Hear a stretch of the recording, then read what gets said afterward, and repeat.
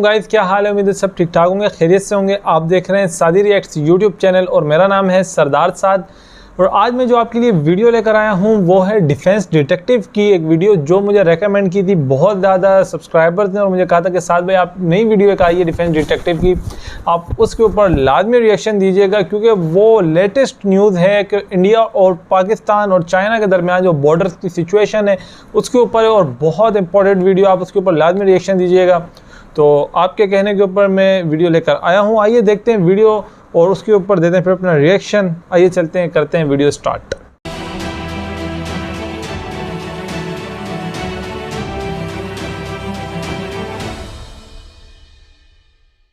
इस वीडियो में बताई गई सारी जानकारी पब्लिक प्लेटफॉर्म पर उपलब्ध है। इसमें ऐसी कोई जानकारी नहीं दी गई है जिससे हमारे सुरक्षा बलों की गोपनीयता भंग होती है। डिफेंस डिटेक्टिव सेना का सम्मान करता है और उन्हीं जानकारियों के आधार पर काम करता है जो सार्वजनिक रूप से मौजूद हैं। नमस्कार दोस्तों, डिफेंस डिटेक्टिव के एक और एपिसोड में आपका स्वागत है। क्या चीन ने भारत के साथ युद्ध की तैयारी कर ली है? क्या भारत और चीन का युद्ध होकर रहेगा? और अगर भारत और चीन के बीच लड़ाई हुई तो इसमें पाकिस्तान की भूमिका क्या हो सकती है? तो आज के इस वीडियो में हम इन्हीं सवालों के जवाब ढूंढने की कोशिश करेंगे और ये जवाब हमें मिल सकते हैं पिछले 1 साल में खींची गई सैटेलाइट तस्वीरों से। इन्हीं तस्वीरों से यह पता चलेगा कि चीन ने युद्ध की तैयारी कहां तक कर ली है और साथ ही बात करेंगे भारत की तैयारी की, क्योंकि भाई अगर चीन तैयारी कर रहा है युद्ध की तो भारत फिर हाथ पर हाथ धरकर बैठा तो नहीं होगा। तैयारी तो भारत भी कर रहा है। भारतीय सेना की तरफ से चीन को सीधा और स्पष्ट संदेश दे दिया गया है कि अगर चीन युद्ध चाहता है तो भारत इसके लिए तैयार है। ईस्टर्न कमांड के commander lieutenant general Manoj Pande ने कहा है कि भारत शांति चाहता है और इसलिए अभी हमारी नीति रक्षात्मक है, लेकिन अगर चीन एलएसी को सक्रिय रखना जारी रखता है तो हमारी नीति आक्रामक भी हो सकती है। लेफ्टिनेंट जनरल मनोज पांडे का यह बयान इसलिए भी बेहद अहम है क्योंकि एक तरह से चीन को यह खुली चुनौती है कि अगर चीन अपनी हरकतें बंद नहीं करता है तो फिर मजबूरी में भारत को आक्रामक रवैया अपनाना पड़ेगा। चीन को यह समझना बेहद जरूरी है कि अगर यह बयान सार्वजनिक तौर पर भारतीय सेना की तरफ से आया है तो इसका मतलब यह हुआ कि देश की पॉलिटिकल लीडरशिप की तरफ से ग्रीन सिग्नल है आक्रामक कार्रवाई करने के लिए। अच्छा, चीन ये अच्छी तरह समझता है कि ये 62 वाला भारत नहीं है। इस बार भारत की तीनों सेनाएं एक साथ काम कर रही हैं, कोऑर्डिनेटेड रूप में काम कर रही हैं। और इसीलिए जब से लद्दाख वाला विवाद हुआ है तब से चीन तिब्बत में अपनी एयरफोर्स की ताकत को बढ़ाने में लग गया है, जिससे वो भारतीय वायुसेना की डोमिनेंस की बराबरी कर सके। अगर पिछले 1 साल के डेवलपमेंट्स देखें तो तिब्बत में चीन ने अपनी एयर पावर को बढ़ाया है। जो मौजूदा एयरपोर्ट हैं उन्हें उसने अपग्रेड किया है। इस तस्वीर में आप देख सकते हैं काशगर, होटन, नगरीगुंसा, लासा और बांगडा एयरपोर्ट को इन्होंने बड़े पैमाने पर अपग्रेड किया है, जबकि इस बीच 3 नए एयरपोर्ट्स पर भी काम किया गया है। ये हैं ताशकोरगन, टिंगरी, डैमसुंग। खासकर ताशकोरगन और टिंगरी की लोकेशन बहुत सोच समझकर तय की गई है। ताशकोरगन की बात करें तो इसे सीधे तौर पर अक्साई चिन में मौजूद चीनी सेना को सपोर्ट देने के लिए बनाया गया है, क्योंकि अभी तक सिर्फ होटन एयरबेस ही है जो अक्साई चिन के बेहद करीब है। युद्ध की स्थिति में अगर होटन एयरबेस को नुकसान होता है तो फिर काशगर से सपोर्ट करना बेहद मुश्किल काम है, क्योंकि ये दूरी करीब 450 किलोमीटर है। इसलिए इस कमी को दूर करने के लिए चीन ने ताशकोरगन एयरपोर्ट बनाया है। देखिए, चीन को यह भी पता है अच्छी तरह से कि अगर उसने भारत के साथ युद्ध छेड़ा तो सबसे मुश्किल जो उसके लिए टास्क रहने वाला है वो है अक्साई चिन को बचाना, क्योंकि वो जानता है कि भारत अपनी जमीन को वापस लेने के लिए हर मुमकिन कोशिश करेगा अगर युद्ध हुआ तो। और इस चीज से बचने के लिए उसने पिछले 1 साल में अक्साई चिन में बहुत ज्यादा काम किया है। इसी साल सितंबर महीने में सैटेलाइट से ली गई इस तस्वीर से पता चलता है कि अक्साई चिन में मौजूद पूरे बेस पर इन्होंने कई नए काम किए हैं। चीनी आर्मी ने यहां पर नया हेलीकॉप्टर बेस करीब करीब बना लिया है। आप देख सकते हैं रनवे का काम करीब करीब पूरा हो चुका है। यहां पर ये इनका एयर ट्रैफिक कंट्रोल टावर है। करीब 18 शेल्टर्स यहां पर अंडर कंस्ट्रक्शन नजर आ रहे हैं। इसके अलावा और भी कई सपोर्ट बिल्डिंग्स भी दिख रही है। इसके अलावा तियानवेंडियन हाईवे को अपग्रेड किया गया है। इसी साल 17 अगस्त की इस सैटेलाइट तस्वीर में दिख रहा है कि हाईवे को चौड़ा किया गया है, साथ ही कई नई सड़कें भी बनाई गई हैं। फुल स्केल वॉर की सूरत में अपनी एयरफोर्स को और ज्यादा मजबूत करने के लिए भी पिछले 1 साल में चीन ने काफी काम किए हैं। तिब्बत में मौजूद उसने अपने तीनों मुख्य एयर बेसेस को ज्यादा अपग्रेड किया है, ज्यादा आधुनिक सुविधाओं से लैस किया है। और यह ऐसा इसलिए कर रहा है क्योंकि उसे पता है कि इस रीजन में भारतीय वायुसेना की बराबरी उसकी वायुसेना नहीं कर सकती है। नगरी गुंसा एयरपोर्ट की सबसे ताजा सैटेलाइट तस्वीर जो अक्टूबर की है, इसमें साफ नजर आ रहा है कि चीनी एयरफोर्स ने यहां पर फाइटर जेट्स के साथ साथ यूएवी की भी डिप्लॉयमेंट कर रखी है। इसमें 2 फ्लैंकर्स नजर आ रहे हैं, 2 मिसिंग हैं, यानी हो सकता है कि उन्हें एयर पेट्रोलिंग पर भेजा गया हो। साथ ही 2 CH-4 ड्रोन भी यहां दिख रहे हैं। इसके अलावा यहां पर हार्डन्ड शेल्टर्स का भी काम जारी है। ये शेल्टर्स हमले की सूरत में जहाजों को बचाते हैं। चीन ने ऐसी डिप्लॉयमेंट सिर्फ नगरी गुंसा पर ही नहीं की है, बल्कि करीब करीब हर मुख्य एयरबेस पर उसने युद्ध के हिसाब से तैनाती कर रखी है। होटन एयरबेस पर चीनी वायुसेना के fighter aircrafts, UAVs, electronic warfare और अवॉक्स एयरक्राफ्ट्स मौजूद हैं। ठीक इसी तरह शिंगात्से एयरबेस पर चीनी वायुसेना ने इन सारे जहाजों के अलावा बॉम्बर्स को भी तैनात कर रखा है। भारतीय वायुसेना को चीनी वायुसेना की एक एक एक्टिविटी की जानकारी है। कहां पर कौन से जहाज तैनात हैं, सबकी खबर है। ऐसा इसलिए है क्योंकि जब से लद्दाख में चीन के साथ तनाव हुआ है, तब से ISR यानी इंटेलिजेंस, सर्विलांस और रिकॉन मिशन भारत की तरफ से लगातार किए जा रहे हैं। इस तस्वीर में आपको जो ये वाली पीली लाइनें नजर आ रही हैं, ये ISR एयरक्राफ्ट्स की ट्रैक लाइन्स है, यानी इन रास्तों पर ये जहाज उड़े हैं। ये 1 से 23 सितंबर के बीच के ट्रैक्स हैं। इससे आप समझ सकते हैं कि भारत की तरफ से कितना अग्रेसिव होकर इंटेलिजेंस गैदरिंग और सर्विलांस किया जा रहा है, और दोनों ही फ्रंट पर किया जा रहा है। पश्चिम में पाकिस्तान की तरफ, जबकि उत्तर और पूर्व में चीन की तरफ। देखिए, इंटेलिजेंस गैदरिंग और सर्विलांस किसी भी युद्ध को लड़ने में बेहद अहम भूमिका निभाते हैं, क्योंकि इसी के जरिए पता चलता है कि दुश्मन किन किन इलाकों में मजबूत है, कहां कहां कौन से हथियार उसने छुपा रखे हैं, किन किन हथियारों की तैनाती कर रखी है, और कहां कहां वो कमजोर हो सकता है। और काफी सारी चीजें इन मिशन से, जो ISR मिशंस कहते हैं, इनसे पता चलती है, ताकि दुश्मन की ताकत का आकलन किया जा सके। और अभी 19 अक्टूबर को ईस्टर्न कमांड के कमांडर हैं लेफ्टिनेंट जनरल मनोज पांडे, उन्होंने भी इस बात का प्रेस के सामने खुलासा किया था कि भारत ने पिछले काफी लंबे वक्त से, भारत जो है वो इंटेलिजेंस और सर्विलांस पर बहुत ज्यादा काम कर रहा है। उन्होंने कहा है कि हमने अपना सर्विलांस बढ़ाया है, न सिर्फ LAC के करीब बल्कि बेहद दूर के इलाकों में भी। ये हम सभी सर्विलांस उपकरणों को तालमेल बिठाकर कर रहे हैं, रणनीतिक जैसे सैटेलाइट से लेकर टैक्टिकल लेवल तक। लेफ्टिनेंट जनरल मनोज पांडे जो कह रहे हैं वो आसमान में भी दिख रहा है, फिर वो चाहे UAV के जरिए हो रहा सर्विलांस हो या फिर ISR एयरक्राफ्ट्स के द्वारा इंटेलिजेंस गैदरिंग हो। अभी 5 अगस्त को ही इंडियन एयरफोर्स का ISR एयरक्राफ्ट भारत नेपाल चीन सीमा के करीब उड़ता हुआ दिखा था। जिस इलाके में ये उड़ रहा था, वहां से सबसे करीब चीन का नगरी गुंसा एयरपोर्ट था। जाहिर है नगरी गुंसा एयरबेस की जानकारियां ली जा रही थीं। इसके बाद 27 अगस्त को भारतीय नेवी का मैरीटाइम सर्विलांस एयरक्राफ्ट PATI, जिसने हमने अमेरिका से लिया है, वो फिलीपींस के समंदर के ऊपर उड़ता हुआ नजर आया था। जाहिर है यहां से चीनी नेवी के जहाजों और सबमरीन्स की जानकारी ली जा रही थी। इससे पहले 13 अगस्त को जामनगर के पास भी PATI उड़ता हुआ दिखा था। साफ था पाकिस्तान की हलचलों पर भी साथ ही साथ नजर रखी जा रही है। जाहिर है दोनों पर नजर रखनी बेहद जरूरी है, क्योंकि भारत जानता है कि पाकिस्तान भारत के खिलाफ चीन की हर मुमकिन मदद कर रहा है, और भारत यह भी जानता है कि ये 2 फ्रंट वॉर में तब्दील हो सकता है। इसीलिए तैयारी हमारी 2 फ्रंट वॉर की है। अब सवाल यह है कि भाई जो सैटेलाइट की तस्वीरें दिखी हैं, जो सैटेलाइट तस्वीरें नजर आ रही हैं, उनमें पाकिस्तान की तैयारियां साफ साफ झलक रही हैं, जिन्हें नजरअंदाज नहीं किया जा सकता। लद्दाख के बेहद करीब है गिलगित बाल्टिस्तान में मौजूद पाकिस्तान का स्कर्दू एयरफोर्स बेस। यहां पर भी चीनी वायुसेना के विमानों का आना जाना पिछले 2 साल में ज्यादा बढ़ा है, और पिछले 1 साल में स्कर्दू एयरबेस पर कई सारे काम होते हुए देखे गए हैं। साफ जाहिर है कि पाकिस्तान स्कर्दू एयरबेस को अपग्रेड कर रहा है। सैटेलाइट से मिली तस्वीरों में साफ देखा जा सकता है कि यहां पर एक नया रनवे बनाया गया है।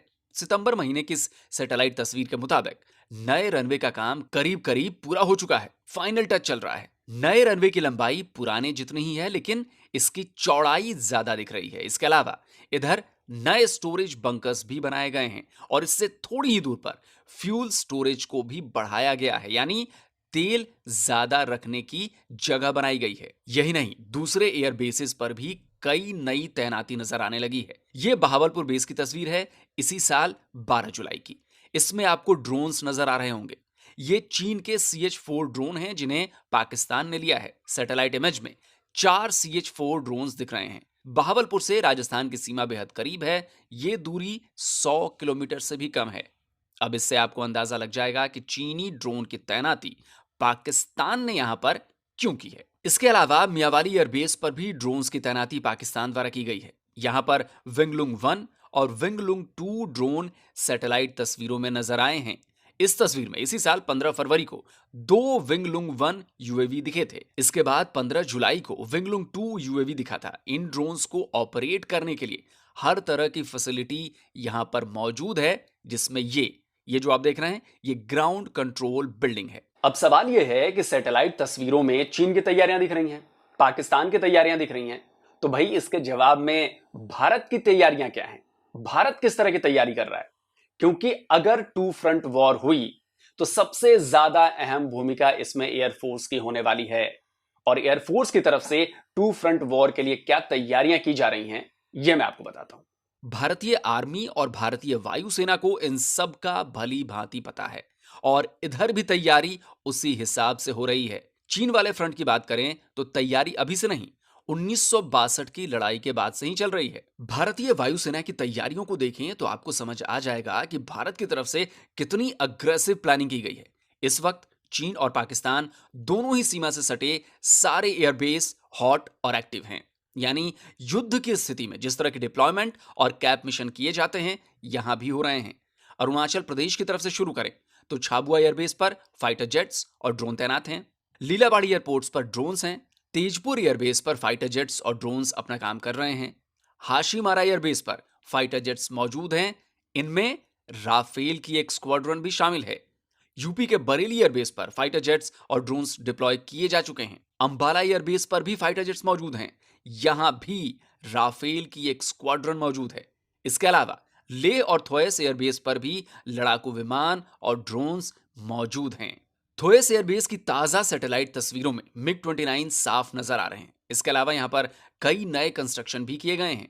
यहां पर आप देख सकते हैं कि इस इलाके में नया निर्माण किया जा रहा है, यानी नया कंस्ट्रक्शन है। कंस्ट्रक्शन का यह काम पिछले साल शुरू किया गया था, अब करीब करीब पूरा हो चुका है। इसके अलावा कई ALG यानी एडवांस्ड लैंडिंग ग्राउंड्स और इमरजेंसी एयर स्ट्रिप भी एक्टिव हैं। साथ ही नई स्ट्रिप्स भी बनाई गई हैं। जम्मू कश्मीर के बिजबेहरा में पिछले साल नेशनल हाईवे 44 पर इमरजेंसी लैंडिंग स्ट्रिप बनाने का काम शुरू किया गया था और अब यह कंप्लीट हो चुका है। यानी युद्ध की स्थिति में इसे भी रनवे के तौर पर इस्तेमाल किया जा सकता है। तो कुल मिलाकर सैटेलाइट तस्वीरों में यह साफ दिख रहा है कि इस पूरे इलाके में तैयारियां जबरदस्त तरीके से हो रही हैं, फिर वो चाहे चीन हो, पाकिस्तान हो या फिर भारत हो। अच्छा, पाकिस्तान और चीन भी भारत की तैयारियों पर नजर रखे हुए हैं, क्योंकि देखिए ये सारी चीजें, तस्वीरें, सैटेलाइट इमेजेस, ये जो हमारे पास आ रही हैं, इनसे ज्यादा जानकारी वाली चीजें सबके पास है। वो भारत के पास भी है, वो चाइना के पास भी है और वो पाकिस्तान के पास भी है। और चीन ये जानता है कि भारत 62 वाला नहीं है। इस बार भारत की तैयारियों पर उसने नजर जो रखी है, उसे पता चल गया है कि भारत की तैयारी बड़ी जबरदस्त है। तो देखिए, युद्ध तो होना तय है, वो 6 महीने बाद हो, 6 साल बाद हो या 10 साल बाद हो, लेकिन चीन और पाकिस्तान से एक एक लड़ाई फिर से होनी है, यह मेरी भविष्यवाणी है। हालांकि मैं अभी भी कहूंगा कि भाई लड़ाई किसी भी समस्या का हल नहीं है, मिल बैठ के बात हो सकती है, लेकिन चीन जिस तरह से पोस्चरिंग कर रहा है और उसका साथ पाकिस्तान दे रहा है, उससे साफ साफ झलकता है कि युद्ध को टाला नहीं जा सकता। और भारतीय सेनाएं भी इस बात को जानती हैं, इसीलिए वो युद्ध को टालने की कोशिश नहीं कर रही हैं। बातचीत चल रही है एक तरफ, लेकिन दूसरी तरफ युद्ध की तैयारी भी चल रही है कि जब जंग हो तो फिर हमला जोरदार हो। तो दोस्तों, उम्मीद है डिफेंस डिटेक्टिव का ये वीडियो आपको पसंद आया होगा। जो ये सैटेलाइट तस्वीरों की जो एनालिसिस की मैंने, इससे काफी कुछ आपको अंदाजा लगा होगा कि आखिरकार भारत, चीन और पाकिस्तान के बीच चल क्या रहा है। तो जल्दी हाजिर होता हूं एक और नए वीडियो के साथ। तब तक इस वीडियो को शेयर कीजिए, लाइक कीजिए और ज्यादा से ज्यादा इसे कोने कोने तक फैलाइए, जिससे सही और सटीक जानकारी हर किसी के पास पहुंचे। तो जल्दी हाजिर होता हूं एक और नए वीडियो के साथ। नमस्कार। तो गाइस, ये थी वीडियो डिफेंस डिटेक्टिव की, जिस तरह इन्होंने बताया कि भाई चाइना जो है वो किस तरह बॉर्डर्स के ऊपर तैयारियां कर रहा है, किस तरीके से उसने डिप्लॉय कर दिए हैं जेट्स वगैरह और ड्रोन्स वगैरह, और किस तरीके से चाइना जो है वो अपनी आर्मी को कोशिश कर रहा है कि वो बढ़ाए आगे इंडिया की तरफ। अच्छा, एक बात इस तनाजुर में मैं करना चाहूँगा कि इंडिया और चाइना या पाकिस्तान और चाइना की जंग जब भी हुई है, ज़्यादातर अगर आप देखें तो वो अप्रैल, मई, जून, जुलाई, अगस्त, गर्मियों के दिनों में हुई है, जो अपर साइड पे। अब क्योंकि आपको पता है कि जो बॉर्डर एरिया कश्मीर की साइड पाकिस्तान का लगता है या फिर चाइना के साथ जो बॉर्डर लगता है, वहाँ पे सर्दियों में तो जंग करना, मैं समझता हूँ जंग का स्टार्ट करना बहुत बड़ी बेवकूफ़ी है, क्योंकि दोनों आर्मीज़ के लिए मुश्किल भी है, बेवकूफ़ी भी है। क्योंकि वहाँ पे अगर सर्दियों में दोनों ममालिक जंग करेंगे तो बहुत ज़्यादा कैजुअलिटीज़ होंगी, ना कि जंग की वजह से बल्कि मौसम का, जो अगर देखा जाए तो बहुत सख्त मौसम होता है, ग्लेशियर्स वगैरह का आपको पता है, सियाचिन का, स्कर्दू वगैरह का, और इंडिया के एरिया का और चाइना का जो है बहुत ही, मतलब उनको मैं समझता हूँ कि आपस में जंग तो करेंगे ही करेंगे, फिर सबसे बड़ी जंग उनकी मौसम के साथ हो जानी है, क्योंकि सर्दियों में वहाँ माइनस में टेम्परेचर होता है। और वहाँ की बर्फ़ के बारे में तो यहाँ तक हमने सुना है कि भाई जहरीली बर्फ़ है, अगर बर्फ़ को आपने हाथ लगा लिया या आपके जिस्म पे लग गई तो वो आपको किसी किस्म का एलर्जी हो सकती है, अगर उंगली पे लगी तो उंगली काटनी पड़ सकती है। तो इस तरीके की, मतलब वहाँ की ग्लेशियर्स की बर्फ़ है जो कि बहुत ही ख़तरनाक है। और इंडिया की अगर और चाइना की अगर बात की जाए तो देखें, वक्तन बवक्तन इंडिया और चाइना के दरमियान, जैसे कि आपको गाइस पता है कि चलती रही हैं, बहुत सारी क्लैशेज हुई हैं। इससे पहले गलवान वादी में हुई हैं, मुख्तलिफ जगहों पे हुई हैं, लेकिन चाइना अपनी हरकतों से कभी बाज नहीं आएगा, क्योंकि अब वो कहते हैं ना कि सांप के मुँह को जब दूध लग जाता है तो वो बार बार आता है। तो उसका हिसाब जो है वो चाइना का सांप वाला है। वो भी कोशिश कर रहा है कि किसी न किसी तरीके से इंडिया को नीचा दिखाया जाए, इंडिया को बॉर्डर के ऊपर किसी न किसी छोटी मोटी जंग के अंदर डाला जाए। लेकिन मैं समझता हूँ कि अगर चाइना इंडिया को किसी न किसी जंग की तरफ धकेलेगा तो वो जंग छोटी मुश्किलें रह जाए, फिर बहुत बड़ी जंग हो सकती है इंडिया और चाइना के दरमियान, जो कि लाखों जानों के ज़िया के ऊपर जाके मुझे नज़र आ रही है रुकते हुए। क्योंकि डिफेंस डिटेक्टिव की आपने इनकी एनालिसिस सुना, और इनकी वीडियोस की सबसे बेहतरीन बात ये होती है कि भाई प्रूफ के साथ बात करते हैं, प्रूफ दिखाते हैं, ऑथेंटिक बात करते हैं, कोई मतलब इधर उधर की बात उठा के नहीं करते, कोई सुनी सुनाई बात नहीं कहते, बल्कि प्रूफ दिखाते हैं, उसके ऊपर बात करते हैं। जिस तरीके से इन्होंने सैटेलाइट्स की तस्वीरें दिखाई, उसमें तो एक अंधे को भी नज़र आ जाए कि भाई डेवलपमेंट हो रही है एयरपोर्ट्स के ऊपर, और जेट्स खड़े हुए हैं, ड्रोन्स खड़े हुए हैं, और कौन किसकी मदद कर रहा है। पाकिस्तान को मैं समझता हूँ कि इंडिया और चाइना के दरमियान होने वाली किसी भी जंग के अंदर या किसी भी मतलब मामलात के अंदर पाकिस्तान का तो काम ही नहीं बनता, क्योंकि पाकिस्तान और चाइना के अपने रिश्ते हैं, पाकिस्तान और इंडिया का अपना एक आपस में इंटेलिजेंस शेयरिंग है, अपना निज़ाम है, और चाइना और इंडिया के अलग मामलात हैं, पाकिस्तान के साथ इंडिया के अलग पॉलिटिकली इश्यूज़ हैं। तो मैं नहीं समझता कि पाकिस्तान को बल्कि जो है वो इंडिया के किसी मामले में किसी किस्म की चाइना की मुआवनत करनी चाहिए, और ना ही इंडिया को किसी मामले में किसी और दूसरे तीसरे मुल्क की पाकिस्तान के ख़िलाफ़ मुआवनत करनी चाहिए। क्योंकि देखें, पाकिस्तान और इंडिया के जो मसाइल हैं वो पॉलिटिकली उनका सॉल्यूशन है। टेबल टॉक पे जाके अगर दोनों मुल्क मुखलिसाना तौर पे बैठें, टेबल टॉक करें, तो इन मसाइल का हल निकल सकता है। बॉर्डर के ऊपर पाकिस्तान और इंडिया की LAC के ऊपर पीछे आपने सुना होगा 2 साल के पहले बहुत ज़्यादा फायरिंग हो रही थी। आखिर क्या हुआ? दोनों की साइडों को नुकसान हुआ। उसके बाद पाकिस्तान और इंडिया के जो जर्नल्स हैं वो बैठे हैं, पॉलिटिशियंस बैठे हैं, तो अब LAC के ऊपर सीज़ फायर का मुआहिदा हो गया दोबारा, और अब जो है सीज़ फायर की खिलाफ वर्जी दोनों साइड से नहीं हो रही। तो मैं समझता हूँ कि इंडिया और चाइना, अब इंडिया में मेरी नज़र में अगर जो न्यूज़ हमने देखी हैं और जो पैनलिस्ट को मैंने सुना है, और लोगों के मतलब जो देखें डीप एनालिस्ट जो होते हैं वो अपना बड़ा गहरा तजिया देते हैं इस बारे में, और उनको जब मैंने सुना तो वो भी मुझे थोड़े से मायूस नज़र आए, क्योंकि उनकी बातों से मुझे ऐसा महसूस हो रहा था कि इंडिया जो है वो कोशिश कर रहा है कि चाइना के साथ किसी तरीके से हम बात करें, बात से ये मामला सुलझ जाएं, जंग की तरफ नहीं जाएं। लेकिन दूसरी तरफ अगर चाइना की बात की जाए तो चाइना जो है वो जंग करने पे बड़ा उतावला हुआ है। लेकिन उसका नुकसान मैं समझता हूँ, अगर चाइना किसी भी सूरत में इंडिया के ऊपर किसी किस्म की जंग मुसल्लत करता है तो चाइना को बहुत ज़्यादा नुकसान उठाना पड़ सकता है, क्योंकि इंडिया इस टाइम 1962 वाला इंडिया नहीं है, बहुत डेवलप हो चुका है। इंडिया के पास इस टाइम पे टेक्नोलॉजी है, बहुत अच्छी फ़ौज है, बहुत बड़ी फ़ौज है और कैपेसिटी भी है, कैपेबिलिटी भी है इंडिया की। और डिफेंस में तो भाई इंडिया इस टाइम पे बहुत आगे है। मैं समझता हूँ डिफेंस की जहाँ तक बात है, अगर कोई भी मुल्क इंडिया के ऊपर जंग करने के लिए आता है तो मैं समझता हूँ इंडिया का डिफेंस सिस्टम बहुत ज़्यादा स्ट्रॉन्ग है। अटैक भी है लेकिन डिफेंस, मुझे जो लगता है, शायद मैं गलत भी हो सकता हूँ, लेकिन डिफेंस इंडिया का बहुत ज़्यादा मजबूत है। तो मैं नहीं समझता कि चाइना से इंडिया मार खाने वाला है या इंडिया मार खा जाएगा, ऐसा हो भी नहीं सकता, क्योंकि इंडिया एक प्रोफेशनल आर्मी है और इतनी बड़ी आर्मी की तादाद इस टाइम चाइनीज़ बॉर्डर पे डिप्लॉय कर दी है इंडिया ने, वो इसी वजह से की है और अटली पहुंचा दी है।